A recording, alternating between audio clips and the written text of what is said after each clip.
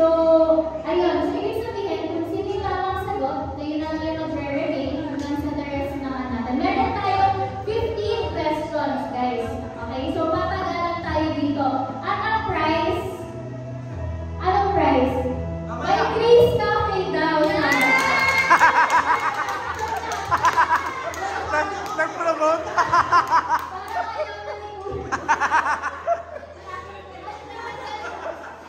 Ayaw. Okay, meron tayo mga ready prize, no? Mga simple prizes lang natin for participation. Okay guys, let's stand up na. Stand up na tayo lahat. Okay? Tapos, bibigyan ko kayo ng 10 seconds per question para mag-decide. Pag-flash ng questions natin. At the thing na bahala sa ating BGM ko, yan. Okay? Wait, no? Kung sino yung mali, syempre matatanggal kayo. Uupo na kayo guys. Sila yung mag-verify. Kunwari, nakapila kayo kay Kuya Renz. Si Ate Hana, pag kay Kuya Renz, si Ate Hana yung sagot. Kay Ate Hana, si Kuya Renz yung sagot. For example, sabi namin kanina, sinong mas cute? Napag-desisyon na nila ang tamang sagot. Si Ate Hana.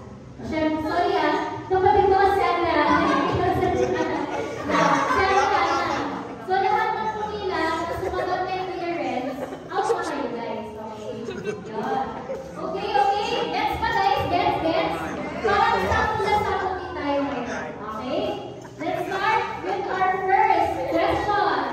Sana ko kayo mga 15 questions na. Okay. Who said I love you first? Uy! Ready? Pila na kayo guys. Sige, pila kayo. Ready? Go! 10!